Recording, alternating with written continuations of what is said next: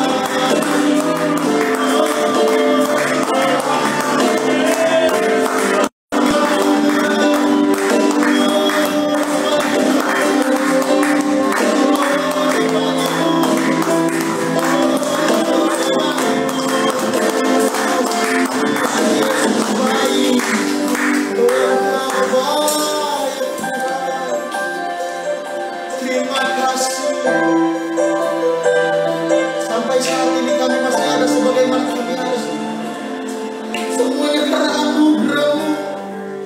Terima kasih banyak. Terima kasih banyak. Dengan apa kami membalas kasih-Mu, selain membawa hidup kami menyembah-Mu, meninggikan-Mu.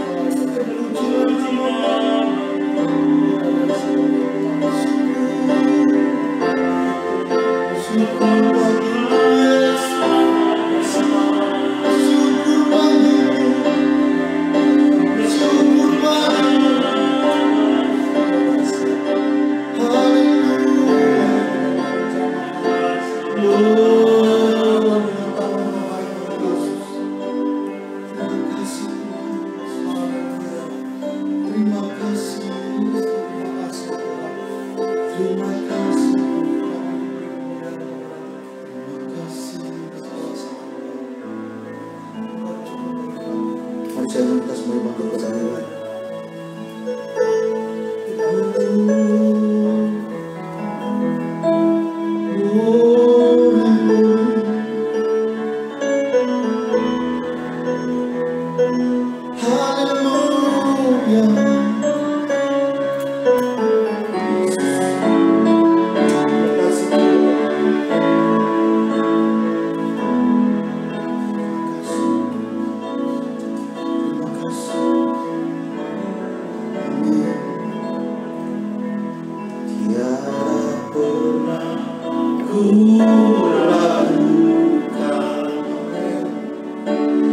Kasih setiamu ya Tuhan, setiap waktu dalam hidupku tak pernah Kau tinggalkan.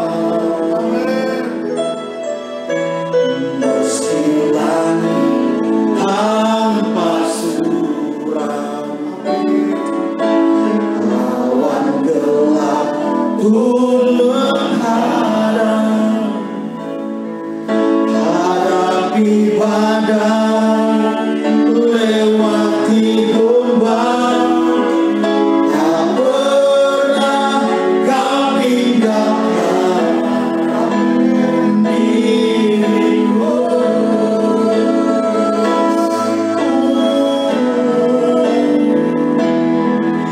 Walau seribu rebah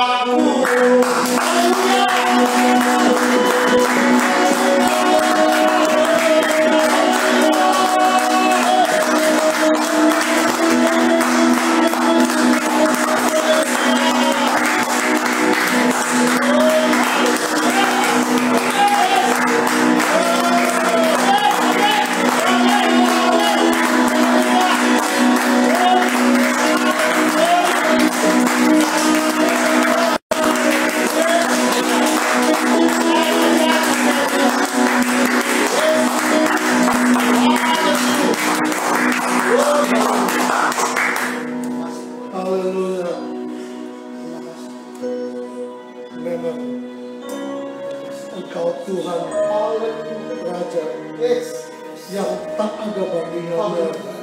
Ya Aba, dalam nama Yesus kami bangga, kami bahagia, kami berkati karena kami punya Allah seperti Engkau.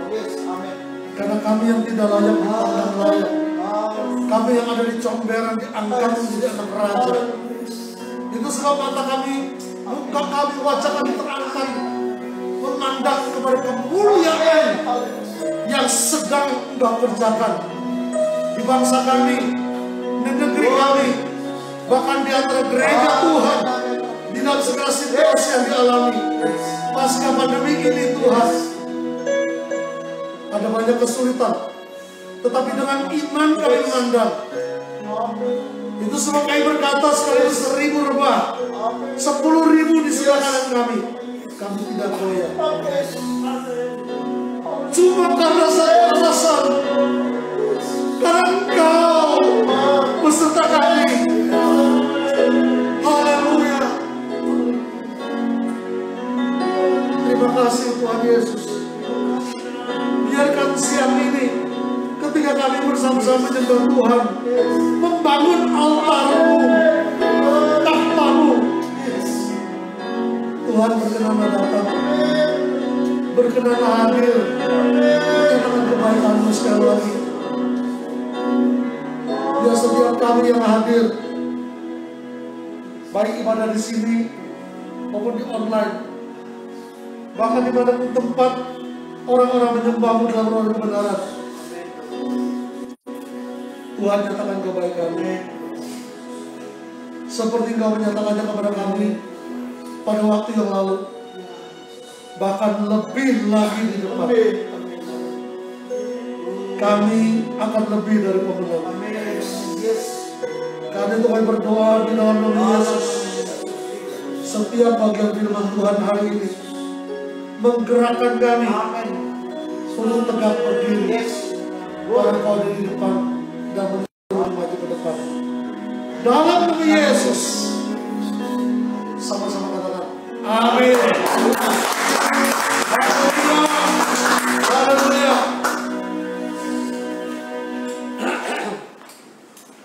Saudara, hari ini salah satu hari yang Tuhan jadikan, dan betul-betul Tuhan jadikan sebagai kita ibadah dan belajar tentang iman hari ini. Saya mempersiapkan sebenarnya tentang penampakan Tuhan Yesus, tetapi saya merasa nggak serak. Kemudian saya beralih kepada tentang iman. Dan hari ini kalau sudah menyanyi nyanyian ini, khususnya nyanyian terakhir dari ini nyanyian iman. Waktu saya tahu nyanyi ini berkata, walau 1.000 rebah, 10.000 rebah di sebelah kanan kita tidak goyah karena Yesus serta kita. Itu karena iman, saudara. Maka pagi ini saya mengirim renungan tentang iman. Saya tidak mencari ayatnya, tetapi saya berdoa meminta supaya Tuhan tunjukkan ayatnya. Roma 1, 16, 17 salah satu ayat hafalan yang dari dulu sudah lama puluhan tahun. Maka saya membaca ulang, merenungkan kembali. Nanti bagian akhir firman Tuhan saya akan membacakan ulang renungan ini. Tetapi hari ini saudara, saya mengambil tema tentang pemenang di masa krisis. Saudara tahu setelah pandemi ini, walaupun dibilang pandemi belum selesai, betul, tetapi semakin kecil penurunan penularannya dan kita semakin hidup normal. Karena Presiden Jokowi sudah buka Idul Fitri kemarin, semua orang boleh pulang, ya kan? Dan di mana-mana sudah mulai dibuka, walaupun dengan protokol kesehatan, pakai masker, jaga jarak, cuci tangan, peduli lindungi, dan segala macam. Tetapi artinya saudara, pandemi ini segera akan selesai. Dan kalau selesai, apa dampaknya? Sejak kira-kira 2021 atau bahkan 2020 banyak orang memprediksi selesai pandemi ini, ekonomi kolaps. Kenapa? Ekonomi akan ambruk. Kenapa? Karena semua bidang pekerjaan seperti tersendat. Kemarin kami ke Bali berjumpa dengan seorang teman lama, pemilik 4 hotel di Bali. Dan dia berkata, dia bukan orang percaya, dia bukan orang Kristen, dia orang Bali. Dia berkata, Ron, tadinya gua kira, dia ngomong kayak gua karena dia lahir di Bandung, nggak masalah, ikut tugas bapaknya kemana-mana, sampai kuliah di Trisakti, kemudian akhirnya Tuhan panggil dia balik. Dia berkata loh, Tuhan panggil balik ke Bali untuk mulai usaha di sana dan menjadi kaya raya di Bali. Tetapi waktu pandemi, saudara, makanya bisa bangun 4 hotel dan beberapa restoran. Dia bilang begini, waktu pandemi saya stres berat. Istrinya berkata, betul, Bapak ini 1,5 tahun duduk di kursi hitam, bingung mau ngapain. Di hotel mereka, saudara, 90% okupasinya setiap hari, bukan musim minggu. 90% okupasi, artinya penghasilan besar sekali, saudara. Begitu pandemi, no, ditutup, Bali lockdown. Sampai Lebaran kemarin kami ke sana lihat lumayan ramai, tapi belum pulih seperti zaman dulu, saudara. Zaman sebelum pandemi. Dia bilang, ketika uang saya mulai habis setahun setengah, dia bilang, saya sadar, Tuhan saya bukan Tuhan. Tuhan saya duit. Saya bilang, kok bisa ngomong gitu? Dia bilang, Ron, waktu gua punya duit, gua orang baik. Amal kemana-mana, bagi orang, berbuat baik. Tapi ketika duit gua nggak ada, karena penghasilannya nol, gua stres berat. Artinya Tuhan gua tuh duit, bukan Tuhan. Wow, saya sebelum pulang bawain dia dengan keluarganya, kemudian saya bilang thank you, kamu sudah cerita banyak sama saya, dan ini adalah gambaran hidup orang hari ini, termasuk gereja hari ini. Berapa banyak gereja ketika punya penghasilan banyak, persembahan banyak, haleluya, puji Tuhan. Pandemi 70% menurut bilangan riset pendapatan gereja turun. Orang tanya bagaimana NTC? Sama aja. Wah, bukan sama aja, surplus. Dari dulu minus ya sekarang minus, Mas. Jadi kita udah biasa, udah latihan. Gak kaget. Orang lain boleh kaget, kita enggak. Kita gak pusing, maju terus. Udah kalau hebat ya, bukan hebat, udah latihan. Saudara, gereja drop. Singkat cerita, dari tahun lalu lagi, 2020, 2021, 2022.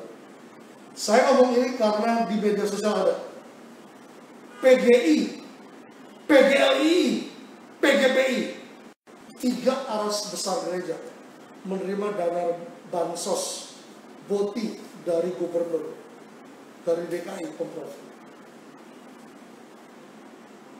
Tahun lalu saya ditawarin, pendeta Romi masukin data gereja, nanti dapat bantuan. Saya bilang, apa syaratnya? Anggota PGLI, saya bilang saya bukan. NPC independen. Kalau saya masukin berarti saya membohong. Kedua, dia bilang, masukin domisili gereja. Kagak ada. Tahun 2021 jangankan gereja, nggak ada domisili. Semuanya kemah betulan. Gak jadi, puji Tuhan karena situasi membuat saya gak ikutan. Sebelum itu, di awal-awal NTC mulai, saya diajak masuk ke satu aras nasional. Saya bilang gak bisa, karena tempat sinode kami independen. Puji Tuhan, gak ikut-ikutan. Sekarang 3 aras ini, yang 2 kita gak tahu, nanti akan dibongkar dalam nama Yesus. Yang terakhir ini. Pemimpin-pemimpin di sini ngomong terang-terangan, sudah jadi berkat, sudah begini, toleransi. Saudara sakit hati kan? Bukan karena hati bawah, tapi karena hidup cuma karena ditunjang sekian, memuji-muji yang salah. Ini mengerikan. Saya nggak tahan untuk nggak ngomong. Di kelompok yang besar, di satu tubuh saya bicara. Nggak banyak orang berani ngomong, tapi saya bilang kepada 2-3 orang hamba Tuhan yang japri kepada saya. Saya bilang saya sedih. Ada hamba Tuhan besar di sini yang mestinya punya kapasitas bicara. nggak cara. Saya mesti bicara, kenapa? Saya nggak peduli dengan siapapun. Suara kenabian mesti disampaikan. Saudara kasih Tuhan. Maka hari ini kita muncul bagaimana menjadi pemenang di masa krisis. Kita tidak usah pusing dengan situasi, saudara. Betul, penghasilan pekerjaan kita tertekan. Ya, tetapi gereja Tuhan, ingat kalau saya bilang gereja Tuhan, bukan NTC, bukan GBI, bukan GKI, bukan lain-lain, bukan gereja merek, tetapi gereja Tuhan, kumpulan orang percaya, ketika berani berkomunitas dengan nilai-nilai Alkitab, dengan nilai-nilai kisah para rasul, tetap tidak akan goyah karena Yesus beserta. Amin. Saudara, saya sudah belajar dalam 11-12 tahun ini terakhir, mengapa kesembuhan ilahi terjadi di KKR di pelosok negeri, tetapi di kota jarang terjadi. Mengapa orang berdoa di pinggir kota, di desa terjadi kesembuhan, tetapi di kota tidak. Saya telah belajar, bukan soal tempat, tetapi soal kerajaan Allah hadir atau tidak. Tetapi soal apakah ketika kita melayani Tuhan, kita sedang mengerjakan sesuatu, termasuk bekerja untuk Tuhan dan bukan untuk manusia, demi kerajaan Allah atau demi kerajaan yang lain. Kemuliaan bagi dia atau kemuliaan bagi dua. Ini teman saya sudah tahu. Sudah hari-hari ini, mari kalau kemuliaan bagi dia, terimalah kemuliaan dan hormat kami. Oh, mari kita hidup dengan iman saja. Amin. Bukan dengan yang lain. Mari kita lihat firman Tuhan. Yohanes, surat Yohanes yang pertama, 1 Yohanes 5 ayat 1 sampai 5. 5 ayat ini menjadi keterangan, ulasan, bahkan peringatan bagi saya apa yang Tuhan sedang kerjakan dalam hidup kita. 1 Yohanes 5 1 sampai 5. Setiap orang yang percaya bahwa Yesus adalah Kristus, lahir dari Allah, dan setiap orang yang mengasihi Dia, yang melahirkan, mengasihi juga Dia yang lahir daripadanya. Inilah tandanya bahwa kita mengasihi anak-anak Allah, yaitu apabila kita mengasihi Allah serta melakukan perintah-perintahnya. Ayat 3. Sebab inilah kasih kepada Allah, yaitu bahwa kita menuruti perintah-perintahnya. Perintah-perintahnya itu tidak berat. Sebab semua yang lahir dari Allah mengalahkan dunia, dan inilah kemenangan yang mengalahkan dunia, iman kita. Siapakah yang mengalahkan dunia selain daripada dia yang percaya bahwa Yesus adalah anak Allah? Haleluya. Amin. Saudara, ketika saya membaca ayat ini, mendapat ayat ini untuk kita renungkan hari ini, saya menjadi terpana. Ada banyak kali, saudara, ayat-ayat yang kita baca dari Alkitab, dari kitab suci, seolah-olah memang begitu, seperti itu. Dari dulu saya tahu ya seperti itu. Tetapi ketika melihat ayat 1, saudara, saya terperanjat. Mengapa terperanjat? Karena kita bilang gini, setiap orang yang percaya bahwa Yesus adalah Kristus, lahir dari Allah, semua orang bilang amin, betul. Sampai sini semua doktrin Kristen, termasuk Katolik, sama. Semua orang percaya Yesus adalah Kristus, Yesus adalah Mesias yang ditunjuk jadi juru selamat satu-satunya, lahir dari Allah, mengalami kelahiran baru. Ayat B-nya, dan setiap orang yang mengasihi Dia yang melahirkan, ini menarik, mengasihi juga Dia yang lahir daripadanya. Saudara, ayat 2 memberi keterangan, inilah tandanya bahwa kita mengasihi anak-anak Allah, dan seterusnya. Ini dahsyat, saudara. Saya waktu baca ayat ini ingat minggu lalu kita merenungkan tentang salah satu adalah ketika kita menjadi percaya Tuhan, kita kemungkinan besar mengalami panggilan di situ. Maka kembali kepada kasih mula-mula dibilang kan, pertama kali kamu menerima Yesus, di situ juga panggilanmu. Berarti udah yang lalu dong. Ya, coba lihat. Lalu ingat cerita saya tentang saya lihat film The Cross and the Suspect. God loves you, God loves you. Saya dulu di pojok kanan, gereja penuh, saya di samping, kursinya nggak ada jemaat, tapi saya di samping, nunjukin gitu. Kan film 2 dimensi, layar tancap. Terus ini Allah mengasihi kamu, lalu saya hancur hati. Saya nggak tahu orang lain nangis nggak, yang pasti saya nangis. Ketika itu saudara, berjalannya waktu, saya makin tahu kemudian bahwa saya dipanggil untuk mengasihi. Itu. Kemudian kemarin kita ibadah, ada perjamuan Tuhan tanggal 8. Karena tanggal 1 kami di Bali, ibadah di Hillsong Bali, bukan Hillsong Australia. Ya, Pak Martin pimpin ibadah di online, karena di sini udah libur, tutup karyawan pulang semua. Perjamuan lalu ada ayatnya, ya kan? Lalu saudara, waktu baca ayat itu, saya kembali gitu. Lakukanlah pekerjaanmu dalam kasih. Saya nggak tahu, mungkin ada 30-50 ayat yang sudah dicetak duluan. Mungkin ayat yang sama ada 3-4 buah. Katakanlah 10%, 5% dari ayat yang ada adalah itu. Tetapi kenapa saya bisa ambil ayat itu? Padahal baru saja khotbah tentang panggilan kita karena permulaan Tuhan panggil kita. Ingat? Maka saya mantuk hari ini mau mengasihi Tuhan dan sesamanya. Dan ini menuntun saya kepada kemuliaan yang Tuhan sediakan. Ya, tentu saja masih sederhana seperti ini. Ya, tetapi saya berkata, semakin kita tahu panggilan kita mengerjakan sesuatu sesuai itu, Tuhan sedang menggiring kita lebih lagi. Nanti ceritanya nanti. Tetapi sudah ketika bilang, inilah tanda bahwa kita mengasihi anak-anak Allah. Tanda mengasihi anak Allah nanti di bawahnya ada, tetapi sebelumnya di ayatnya di atas bilang ini, setiap orang yang mengasihi Dia karena kita lahir dari Allah, normal kita mengasihi orang tua kita, ya kan? Ketika kita tahu papa mama kita siapa, kita normal, wajar, alamiah mengasihi orang tua kita. Dan ketika kita lahir dari Allah, wajar mengasihi Allah. Dibilang mengasihi juga yang lahir dari Dia, saudara seiman.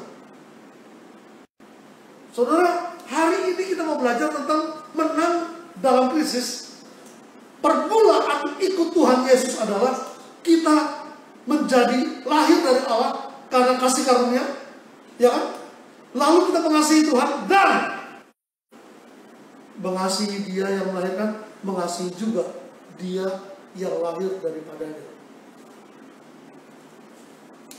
Wajar, normal, masuk akal, alamiah kalau saya lahir baru mengasihi saudara seiman. Saya mengulang saudara, ini bagian yang wajar orang Kristen hidupi. Saya tidak bicara ini, wah, supranatural, enggak. Ini wajar, alamiah, natural, normal. Di luar ini enggak normal. Kalau terima Yesus jadi juru selamat, lahir dari Allah, wajar, normal, alamiah, masuk akal, mengasihi saudara seiman. Amin. Haleluya. Di luar itu enggak normal. Saya baca ayat ini, hati saya bergejolak saudara. Saya ikut Tuhan Yesus. Ada orang bilang berapa tahun ikut Tuhan Yesus? Tahun ini 40 tahun. Juli 82 tahun itu dari baptis. Tadi nonton film tahun 80-an sebelum dibaptis. Tapi hati saya mulai bergejolak ikut Tuhan Yesus tahun 80-an. Katekisasi gak disuruh jalan sendiri. Hampir 4 bulan jalan dari Krukut ke Taman Sari, jalan kaki saudara, bolak-balik. Jam 7 kebaktian, pulang jam setengah 11 sampai jam 10 jalan kaki ke gereja. Jam setengah 1 pulang lagi jalan kaki. Karena hati saya bergejolak mengalami kasih Tuhan. Tetapi yang saya mau bilang saudara adalah dalam perjalanan saya sebagai orang Kristen, ketika berjalan, semakin jalan saya makin wajar, normal, menerima. Kalau orang Kristen tidak bisa mengasihi sesamanya. Kenapa? Karena saya hidup bukan dengan iman, tetapi dengan kenyataan. Wajarlah dia nggak mengasihi saudara, kenapa? Karena dia terlalu pahit hidupnya. Wajar nggak mengasihi karena orang itu terlalu jahat. Wajar nggak mengasihi karena terlalu nyusahin. Tetapi firman Tuhan hari ini berkata, setiap orang yang percaya bahwa Yesus adalah Kristus, Juru Selamat, utusan Allah yang diurapi, Juru Selamat satu-satunya. Orang ini lahir dari Allah. Dan setiap orang yang mengasihi dia, yang melahirkan, kita yang lahir baru, lahir dari Allah, mengasihi Tuhan, mengasihi juga dia yang lahir dari Tuhan. Inilah tandanya bahwa kita mengasihi anak-anak Allah. Maka wajar, normal, alamiah, waras kalau kita mengasihi saudara kita seiman. Hari ini terlalu banyak kebodohan yang kita termasuk gereja lakukan dengan cara berkata, nggak mudah ikut Tuhan Yesus. Hari ini kita diracuni dengan psikologi yang berkata, wajar kalau orang kepahitan. Wajar kalau anak Tuhan itu menjadi dendam. Tidak!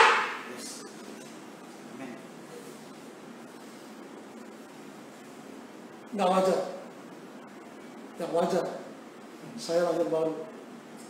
Saya mengasihi saya. Gitu. Kok bisa? Karena Juru Selamat saya sudah difitnah, dianiaya, dibunuh dengan cara pengkhianatan, terhina. Dan dia masih berkata, Bapak, ampuni mereka. Itu Bapak kita, itu Tuhan kita. Bagaimana bisa kita enggak seperti itu? Normal kita mengasihi saudara. Saudara selalu bicara soal memenang di masa krisis. Mari bicara bahwa status saya memperlihatkan keberadaan saya. Tidak semua status memperlihatkan keberadaan kita. Saya warga negara Indonesia, tapi nggak berarti saya menjadi pembela merah putih. Betul. Wajarnya saudara, kalau saya warga negara Indonesia, saya NKRI harga mati. Fakta banyak orang yang bukan NKRI, ya kan? Kalau saya mahasiswa di bidang tertentu, wajar saya sekolah, belajar, berpraktek dan berusaha di bidang itu. Wajar. Tapi banyak mahasiswa kerjanya nyontek doang. Kalau saya pendeta, wajar saya melayani tanpa upah karena sudah dibayar oleh Yesus. Tapi banyak pendeta melayani supaya dapat upah. Kalau saya hamba Tuhan, saya harus menyampaikan suara kenabian, tidak peduli pejabat atau orang biasa atau orang-orang lebih gede dari saya diam saja. Saya harus menyuarakan karena saya punya suara kenabian. Wajar.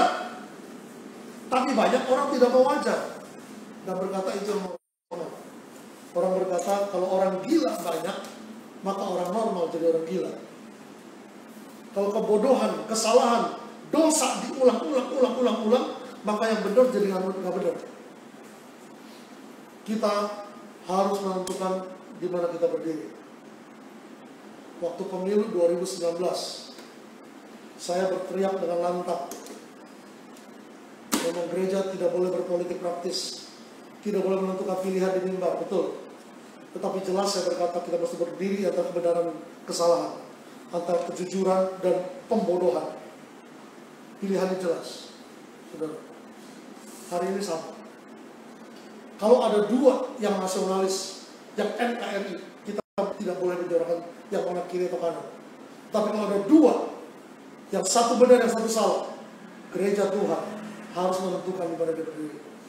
Tidak boleh netral. Kalau netral, berasal dari sejarah. Yesus berkata, ya katakan ya, tidak katakan tidak. Lebih dari itu, artinya ya atau tidak, hitam atau putih. Kesana, kemari, ke tengah, berasal dari sejarah, kata Tuhan Yesus. Ini pertama, kalau bicara soal menjadi Kristen, status kita memperlihatkan keberadaan kita. Kalau kita mengasihi saudara seiman, begitu rupa, maka kita sedang melihat status kita, anak-anak Allah. Wah, indah sekali.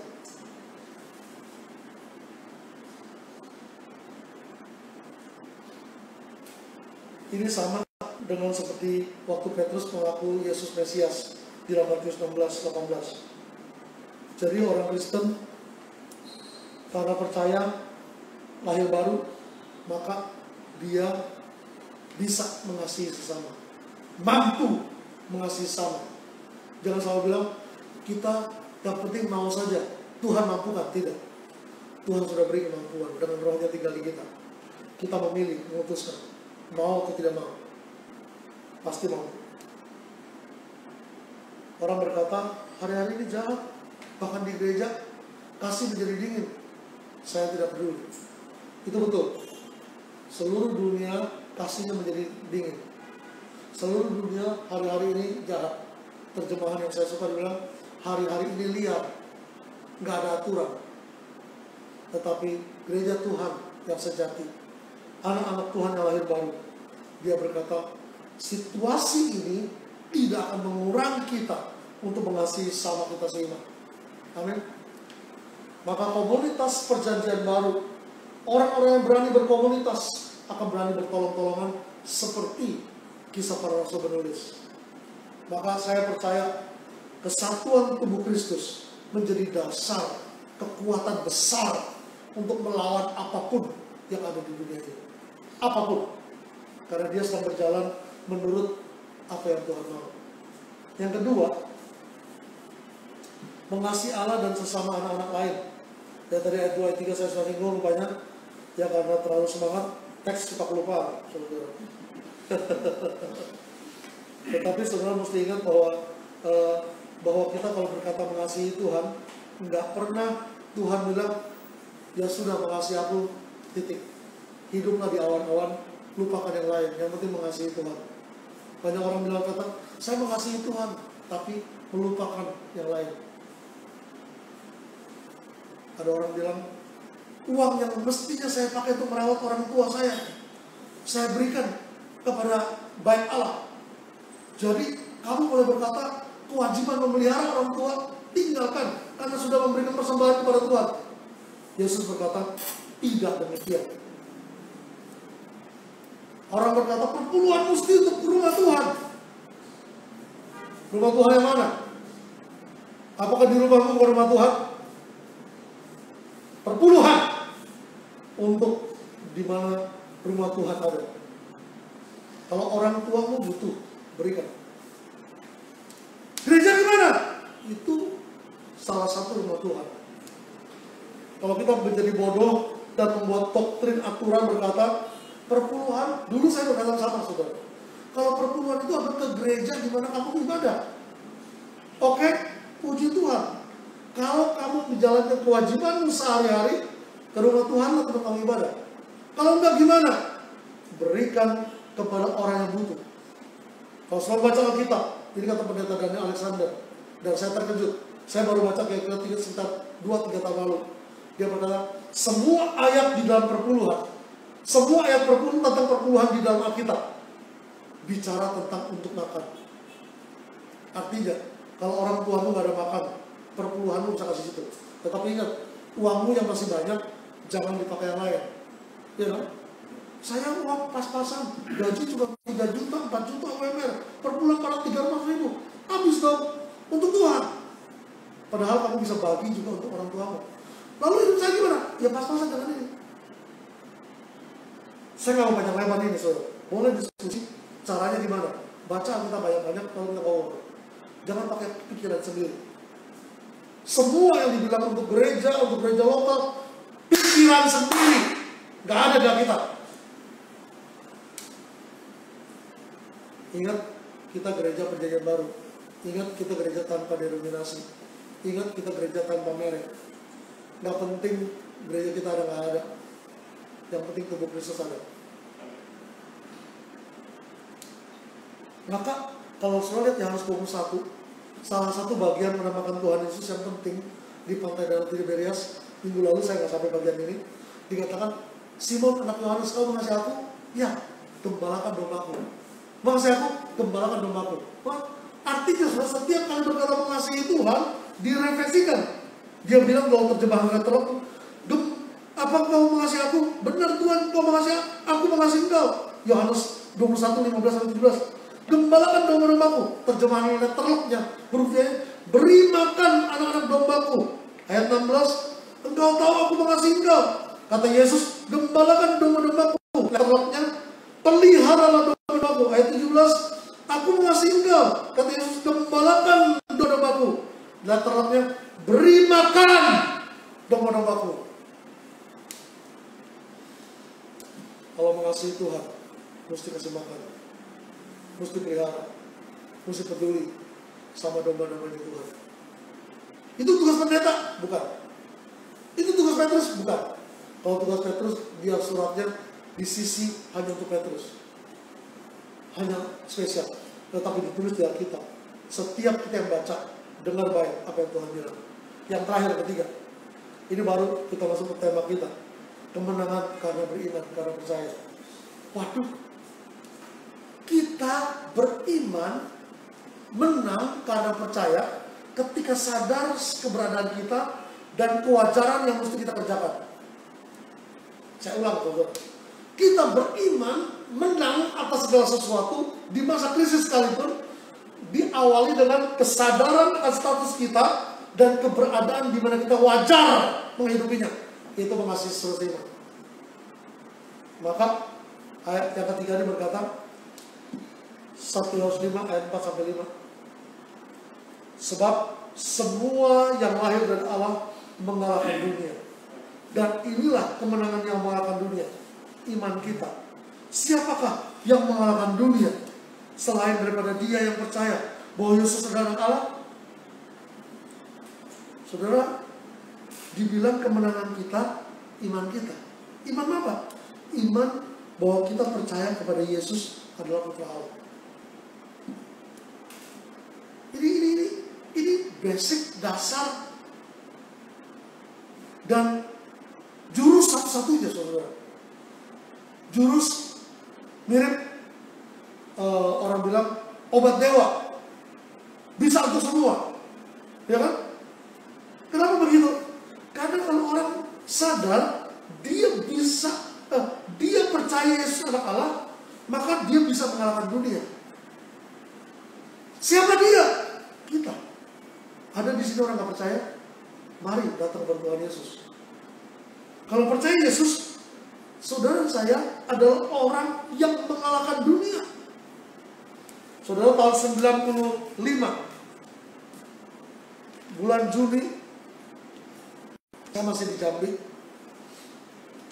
Waktu itu istri saya baru belum keguguran. Cicinya Lia, almarhumah. Namanya Roni Susi. Kalau Velia, Stephen mulai pusing pakai singkatan, pakai nama yang lebih gampang aja. Rosi 1, Rosi 2, Rosi 3. Kan kalau kayak raja-raja gitu kan, Raja James 1, Raja James 3, kayak Hamengkubuwono kan, sampai ke 9. Atau 10 kalau sekarang. Saudara,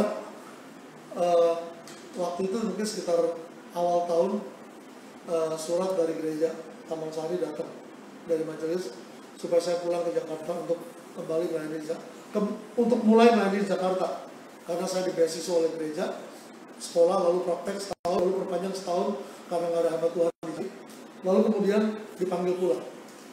Dalam proses panggil pulang, saudara, saya merasa kalau saya tetap di Jambi, saya akan menjadi raja kecil. Kenapa? Satu-satunya gereja Injili Evangelika atau gereja Tiongkok. Semua orang tahu gereja itu. Dan saya orang Jakarta yang datang melayani dan terhormat. Saudara tahu, kalau Idul Fitri, proklamasi kemerdekaan 7 Agustus diundang ke gubernur. Saya bawa mobil gereja butut bekas angkot, datang ke gubernur. Saya pakai jas, istri saya pakai kebaya. Nah, singkat cerita, suruh pulang. Saya waktu mau pulang, saudara, waktu itu kami berdua tiap hari baca Alkitab. Pagi baca, sore baca, atau malam. Pagi dari PL, sore dari PB. Sampai pasal berapa? Lanjut terus. Hari itu saya bergumul, kalau saya pulang jadi hamba Tuhan yang apa saya nggak tahu. Karena Jakarta banyak hamba Tuhan, di sini nggak ada orang. Tapi gereja asal panggil pulang karena kewajiban saya. Saya bilang, Tuhan maunya apa? Pagi-pagi, itu hari pagi-pagi, hari Senin, tanggal berapa Juni awal, rapat majelis sampai malam, jam 7. Kita saat teduh. Dan sebelumnya, saudara, sebelum saya sekolah kita, bahkan saya bilang sama teman-teman pemuda di Taman Sari dulu, tunggu saya akan balik nanti setelah jadi hamba Tuhan. Kamu jadi majelis, saya jadi hamba Tuhan, kita kerjakan sama-sama gereja ini. Itu janji saya. Dan saya tahu, kalau dipanggil saya mesti pulang, karena beasiswa dari gereja. Tapi saya bergumul, yang mana mesti diikut? Di sini bisa jadi karir yang bagus. Di situ pulang nggak jelas. Padahal janji. Pagi-pagi baca pengkhotbah. Sampai di ayat, kalau kamu bernasar, jangan tidak menggenapi nasarmu. Tuhan benci kepada orang bodoh. Lalu, tahun 89 Desember saya bernasar. Waktu itu Susi masih besar saya. Di Min Noodle Palace di Lokasari. Kalau Tuhan panggil pulang, saya akan pulang. Aduh, saya nggak boleh jadi orang bodoh. Saya pantang dibilang bodoh. Karena saya pikir, saya pintar. Ya kan, kita saudara, kalau botak depan, suka mikir. Botak belakang, pintar. Kalau depan belakang, dia pikir, dia pintar. Jadi saya nggak mau dibilang bodoh. Pantang dibilang bodoh. Karena saya pikir, saya pintar. Kita pulang. Udah, selama sepanjang hari itu, hari Senin, bagi gereja banyak gereja nggak apa-apain. Kita kegiatan sehari-hari biasa aja. Kemudian mulai sore saya mulai gelisah. Nanti rapat majelis saya mesti putuskan, saya pulang atau tidak pulang. Itu awal Juni. Pertengahan Juni Susi masuk rumah sakit dan saya udah bilang duluan saya mesti pulang. Sore saya bilang sebelum kita berangkat rapat jam 6 kira-kira, saya bilang kita saat tadi yang malam punya kita baca sampai di 1 Yohanes 5 ayat 4 dan ayat 5. Kan saya bilang sebelumnya, Tuhan saya mau pulang, tapi kalau saya pulang di Jakarta hamba Tuhan udah ribuan dan saya cuma satu dari antara nggak ada artinya, ngapain pulang? Sebab semua yang lahir dari Allah mengalahkan dunia. Inilah kemenangan yang mengalahkan dunia, iman kita.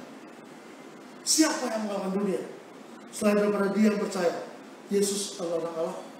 Dengan ayat ini, saudara, saya bawa ke rapat majelis. Saya bilang, pagi tadi saya tanya, kalau sudah bernasar, jangan jadi orang bodoh. Saya sudah berjanji 89. Tahun 89, itu tahun 95, 6 tahun kemudian. Kemudian saya bilang, saya tadi sore sebelum berangkat, baca Alkitab urut. Bukan jadi ada urut. Dan ayat itu sampai di sini. Jadi saya putuskan saya pulang ke Jakarta. Saudara tahu, majelis sangat butuh sama Tuhan. Mereka suka sama saya karena saya orang baik. Mereka bilang, ya sudah, kalau Tuhan mau demikian, silakan. Saudara, bayangkan saya pulang ke Jakarta, di Dapa Muda, dari 30 orang di Taman Sari waktu itu, gara-gara saya bilang tidak dulu, karunia menghilangkan jemaat saya. Saya setelah setahun 2 tahun di Taman Sari, saudara, saya merasa bodoh nih pulang. Bodoh ini pulang. Kenapa? Gak ada prestasi, gak ada hasil. Sementara itu jabatan saya mulai naik, kita guru Injil, baru kemudian 8 tahun kemudian jadi pendeta, atau 13 tahun kemudian, pokoknya lama lah. Tapi saya mau bilang saudara, ketika saya siapkan ayat ini, perikop ini, bagian ini, saya baca, sudah, saya catat tadi, hari ini 27 tahun sejak ayat itu bergema. Inilah kemenangan kita, orang yang beriman mengalahkan dunia. Apakah hari ini sedang mengalami ini? Ya. Entah bagaimana, saya hidup dengan iman, saudara. Ketika bergumul di rapat majelis gereja, saudara, berkata tentang hidup hamba Tuhan, saya bilang, kalau dia hamba Tuhan, dia dipelihara Tuhan. Kemudian diterapkan kepada saya sendiri. 12 tahun hampir kita hidup di luar gereja yang establis, dan betul hidup karena iman. Betul, saudara? Sampai hari ini loh, saudara. Dan saya percaya sampai hari Tuhan. Artinya Tuhan datang terus pulang. Saya baru sadar itu sebab saya hidup tidak kekurangan. Sementara saya tetap percaya Yesus juru selamat saya, dia tidak pernah kecewakan saya. Wow, kemarin saya WA-an dengan seorang mantan jemaat dari Jambi. Oh, Jambi lagi. Saya mau kunjungi dia, nggak usah lah. Oke. Dia bilang, mungkin nggak saya sembuh dari depresi? Saya bilang, sangat mungkin. Apa buktinya? Saya bilang, saya nggak tahu. Yang saya tahu, 40 tahun saya ikut Tuhan Yesus. 82 kalau baptis, sampai 2022. Dia tidak pernah mengecewakan. Haleluya. Saya mau bilang, saudara, setiap kita yang lahir dari Allah karena percaya Yesus Putra Allah, maka kita mengasihi, kita mampu mengasihi saudara seiman. Dan ketika mengasihi saudara seiman, kita mampu mengalahkan dunia. Saya bacakan renungan hari ini, Roma 1, 16-17. Injil, kabar baik, adalah berita keselamatan dari Tuhan bagi manusia. Karena ketika menjadi percaya, diselamatkan, bukan karena perbuatan baik. Injil menjadi kekuatan Allah yang dahsyat, karena manusia dapat diselamatkan hanya dengan percaya saja. Hidup oleh iman itu mulai dari iman dan berjalan dengan iman, sampai tujuan dengan iman kepada Tuhan yang kita imani. Diselamatkan karena iman. Berjalan dalam hidup sehari-hari, dalam melakukan apapun yang kita kerjakan dengan iman. Hidup bersama keluarga dengan iman. Saling menopang untuk menuju panggilannya bersama-sama. Hidup bergereja, bermasyarakat, berbangsa, bernegara juga dengan iman sesuai janjinya. Selamat ibadah karena iman. Selamat memuliakan Tuhan dengan iman. Mari hidup karena dan dengan iman karena panggilan Tuhan. Mari katakan, saudara, meski langit tampak suram, awan gelap pun menghadang, hadapi badai, lewati gelombang, tak pernah kau tinggalkan diriku.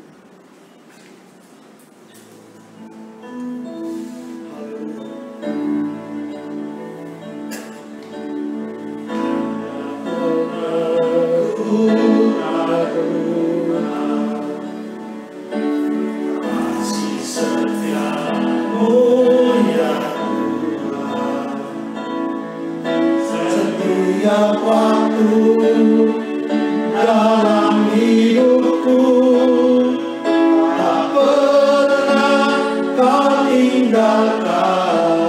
Meski langit tampak suram, meski langit tampak suram, awan gelap pun menghadang, hadapi badai, lewati gelombang, tak pernah kau tinggalkan diriku. mari berdiri saudara, katakan Kau sering berada di sisiku, kau tetaplah penolongku. Kau 10.000 kebangkitanku, takkan ku goyah.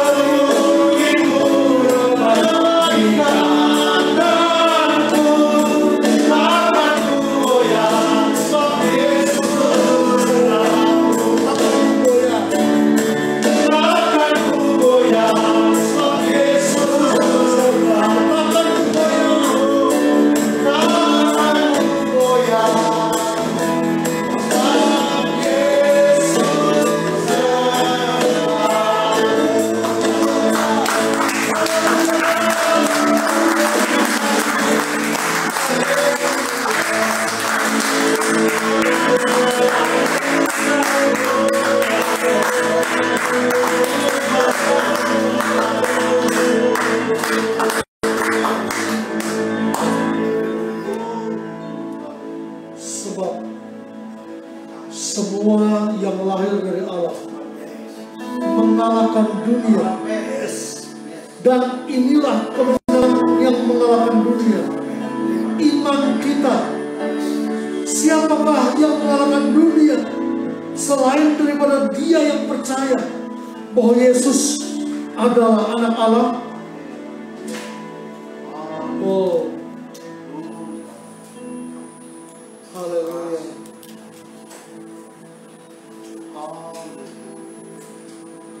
Terima kasih Bapa dan Roh Yesus, karena kami percaya Yesus Putra Allah yang sudah datang ke dalam dunia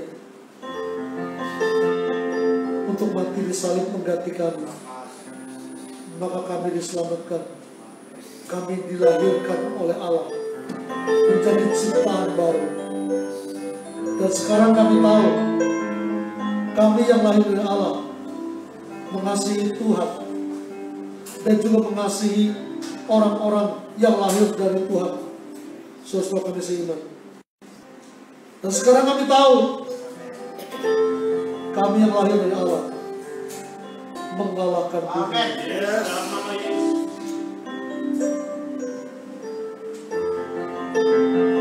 Terima kasih Tuhan. Biarkan hari-hari di depan ini, sejak hari ini, kami mengadah-adah mengangkat wajah kami, memandang kepada Yesus yang begitu syafaat, yang memungkinkan, yang membuat kami lebih daripada pemenang dari hidup kami sehari-hari, dalam hidup kami secara pribadi, secara keluarga, bermasyarakat, dalam pekerjaan, berbangsa dan bernegara, bergereja, dalam segala perkara kami hidupi, kami lebih dari pemenang. Karena Engkau Tuhan Yesus kasih Tuhan. Dalam nama Yesus. Mari katakan pujian kepada Dia.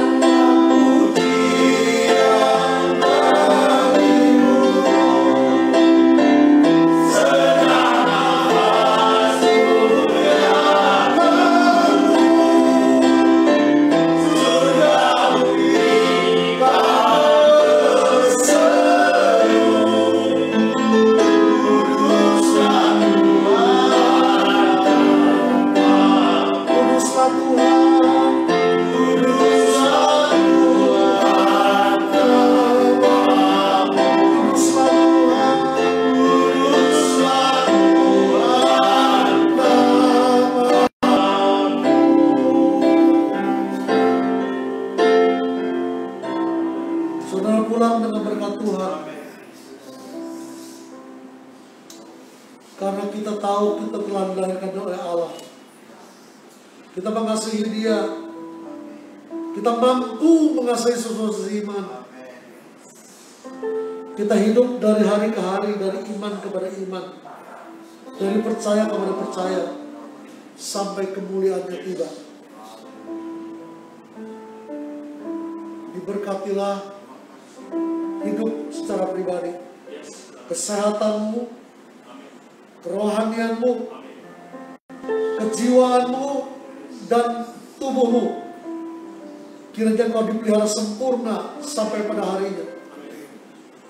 Diberkatilah hidup berkeluargamu, hidup berkarir, bekerja, mengerjakan panggilan di bidang-bidang yang Tuhan panggil, yang Tuhan tetapkan bagi saudara sekalian.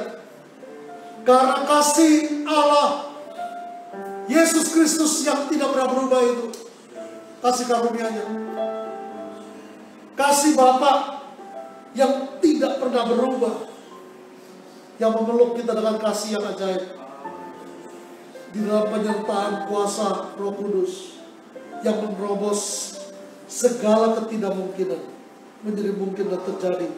Dan kemuliaan Tuhan katakan turun atas kita sekalian hari ini sampai kita berjumpa muka dengan Tuhan Yesus. Amin. Amin. Tuhan Yesus berkati saudara sekalian. Shalom.